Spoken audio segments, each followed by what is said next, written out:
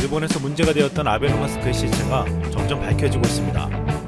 일본 정부는 4곳의 업체에게 맡겼는데 곰팡이와 벌레가 나오면서 결국 공급이 중단되었습니다. 일본 국민들이 생산 업체를 모두 밝히라고 추궁하자 일본 정부는 4곳 중 3곳만 발표했습니다. 야당 의원들은 왜 나머지 한 곳은 밝히지 않냐고 추궁하자 일본 정부는 보고선거 후 공개했습니다.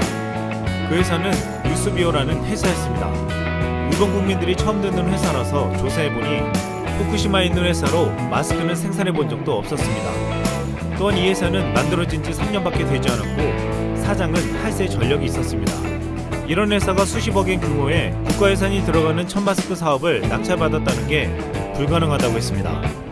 이영채 교수는 28일 김어준의 뉴스공장 인터뷰에서 이 회사는 주소지만 있고 아무런 활동도 실체도 없는 유령회사라며 일본 내에서는 정치자금이나 선거 비용을 빼돌리기 위한 회사라는 말이 나오고 있다고 했습니다.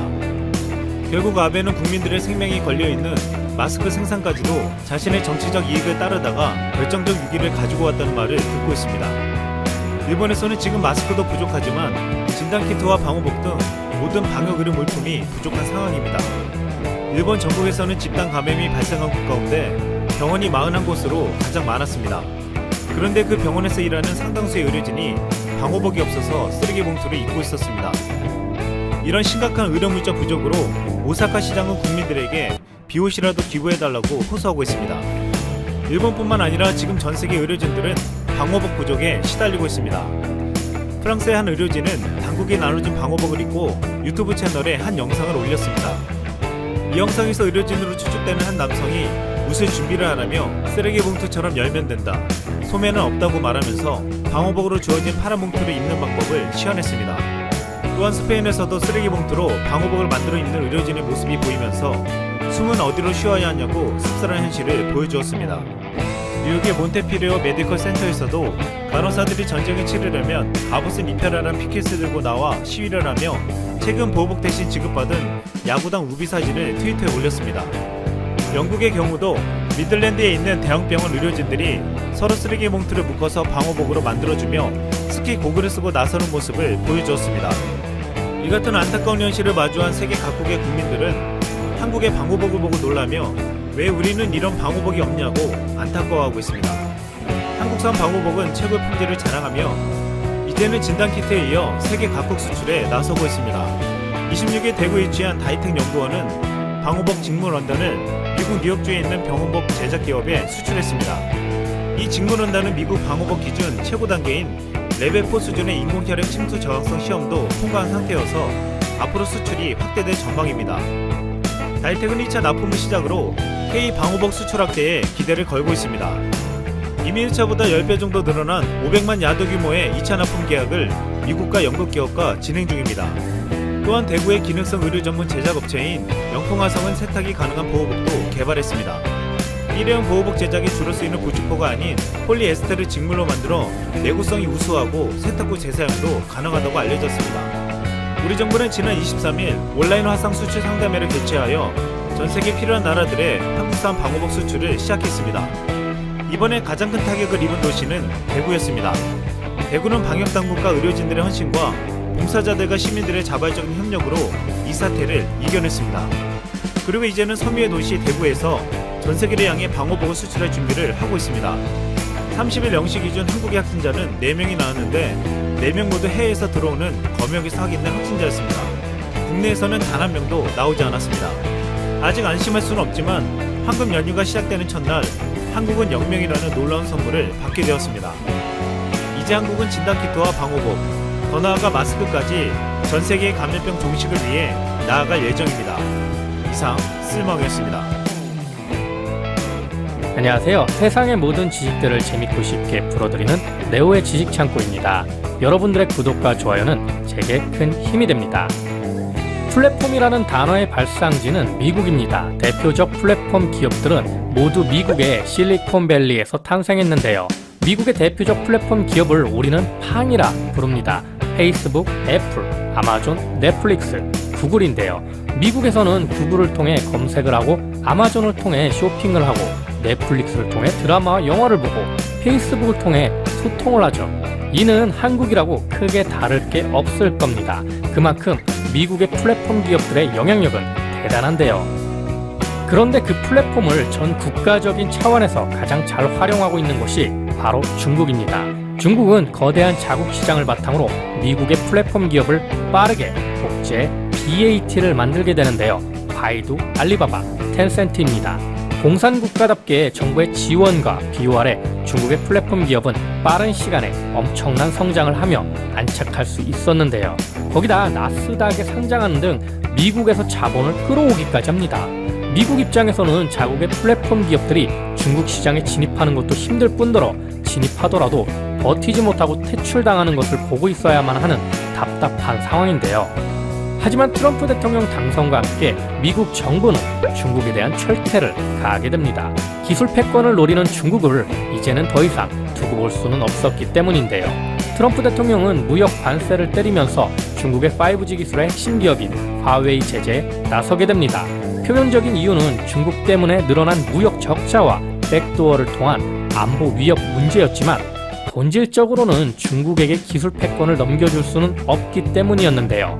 여기에 기술 패권을 지키려면 5G 못지않게 플랫폼도 굉장히 중요한 역할을 하게 될 겁니다. 그럼 플랫폼은 왜 그렇게 중요한 걸까요?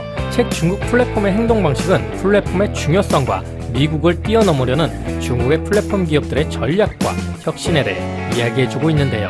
중국이 현재 여러 가지 어려움에 처했지만 거대한 자국 시장과 정부의 전폭적인 지원을 바탕으로 한 중국 플랫폼 기업들의 발전을 저자는 눈여겨봐야 한다고 합니다.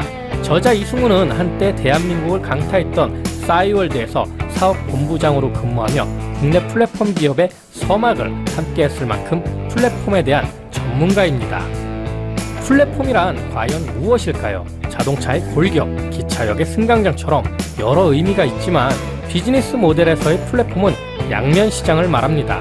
하나의 평면 위에 다수의 공급자와 소비자가 존재하며 플랫폼 사업자는 그 평면을 관리하죠. 그리고 플랫폼이 성립되기 위해서는 두 가지 요소가 필요합니다. 양면 시장에 참여자들을 끌어들일 만큼 충분히 매력적인 도구와 참여자들이 동의하는 운영 원칙이죠. 예를 들어 알리바바 같은 경우 세계의 공장 역할을 하며 넘치는 중국의 공급자들과 그것을 필요로 하는 전 세계 바이어들을 연결해 줌으로써 알리바바만의 플랫폼을 만들 수 있었습니다. 그리고 여기서 더 나아가 공급자들과 소비자들을 이어준 것이 타오바오인데요. 타오바오가 중국에서 상거래 플랫폼으로 자리 잡은 시기는 2005년입니다. 2003년 창업한 후 2년 만에 중국 상거래 시장의 67%를 점유하게 되었는데요. 이때 타오바오와 플랫폼 경쟁을 펼친 대상은 바로 미국의 이베이였습니다. 타오바오보다 많은 경험과 자본력을 가진 이베이가 단 2년 만에 중국 시장에서 퇴출된 이유는 과연 무엇이었을까요? 그 첫 번째 이유는 타오바오 이전에 알리바바닷컴이 있었다는 점입니다. 이베이 차이나의 사업 시작이 타오바오보다 몇 년 앞섰지만 타오바오가 그 차이를 극복할 수 있었던 것은 알리바바닷컴이 갖고 있던 공급자 네트워크의 역할이 컸을 겁니다. 고객 못지않게 중요한 것이 다수의 양질의 공급자를 갖는 것이기 때문이죠. 두 번째 이유는 알리페이라는 결제 도구입니다. 알리바바가 만든 알리페이는 신용카드가 일반적이지 않았던 중국의 사업 환경에서 전자상거래 그 자체를 가능하게 했던 아주 매력적인 솔루션이었는데요. 물론 경쟁자인 이베이는 알리페이를 사용할 수 없고 외국 기업인 이베이가 자신의 결제 도구인 페이팔을 중국판으로 변형시키는 것도 쉽지 않았습니다. 왜냐하면 지불 결제 수단은 일종의 금융업으로 중국 정부가 외국 사업자에게 금융업을 허가하지 않았기 때문이죠. 이베이는 결국 제대로 시작도 못해본 채 중국 사업을 접어야 했습니다. 결국 알리페이는 타오바오가 2년 만에 이베이를 누르고 시장의 67%를 차지하는데 결정적인 역할을 합니다. 반대로 이야기하면 중국 정부는 알리바바의 은행과 같은 사업을 할 수 있게 규제를 완화해 준 것이죠. 초기 투자를 해외 투자자로부터 받은 알리바바도 이후 알리페이의 정상적인 운영을 위해 알리페이를 위한 별도의 국내 법인을 세우게 됩니다. 그렇게 탄생한 것이 바로 엔트 파이낸셜입니다. 이후 이베이의 마지막으로 비수를 꽂은 건 바로 타오바오의 무료 수수료 정책이었습니다. 상식적으로도 판매자와 구매자 사이에 수수료를 받아야 수익을 올릴 수 있는 구조였지만 중국 시장에서는 판매자와 구매자의 만남이 플랫폼에서 이루어졌지만 거래의 종결은 전화나 오프라인에서 이루어지는 경우가 많았던 겁니다. 결국 본질적으로 수수료를 받기가 어려운 시장이었고 타오바오는 미련 없이 무료 수수료 정책을 고수했던 건데요. 물론 타오바오의 이런 정책으로 수익 모델의 부재는 투자자들에게 큰 고민을 안겨주었지만 이후 시장의 장악과 점진적 광고 모델의 도입으로 그 문제를 해소하게 됩니다.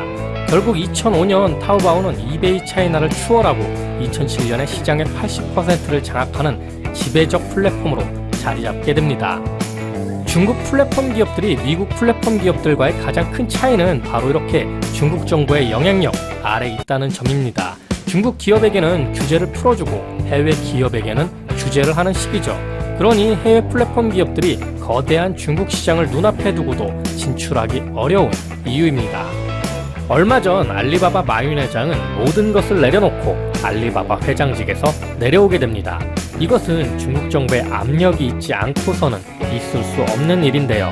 엔트파이낸셜은 알리페이를 위해 만든 회사입니다. 아까 이야기한 것처럼 알리바바 그룹이 해외 자본을 통해 성장하면서 국내 지불 결제를 위한 알리페이를 해외 자본이 대주주인 알리바바에 둘 수 없었기에 별도의 국내 법인에게 알리페이를 매각하게 된 건데요. 금융산업에 대한 외국인의 참여 제한은 중국에서 일반적인 일이기에 이에 대한 개연성은 존재했지만 알리페이가 가진 엄청난 잠재력을 감안할 때 그 당시 알리바바의 대주주였던 야후와 소프트뱅크로서는 어이없는 일이었을 겁니다. 이 문제로 알리페이를 가진 엔트파이낸셜의 존재는 세상에 부각되었고 그 가치는 1,500억 달러를 넘어서게 되는데요.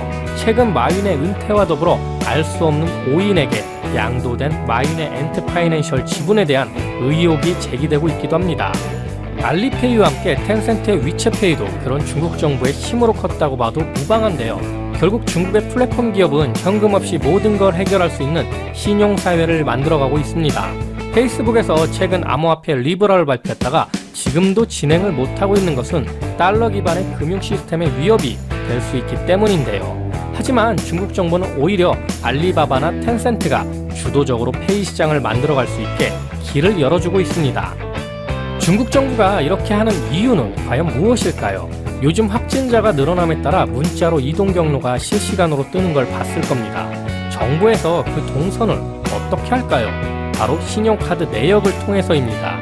중국 정부에서도 알리페이나 위챗페이를 통해 감시와 평가가 가능하다는 이야기입니다.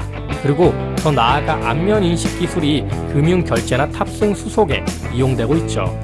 중국 정부로서는 BAT처럼 몇 개의 플랫폼 회사를 관리하는 것만으로 엄청난 힘을 가지게 된다는 뜻입니다.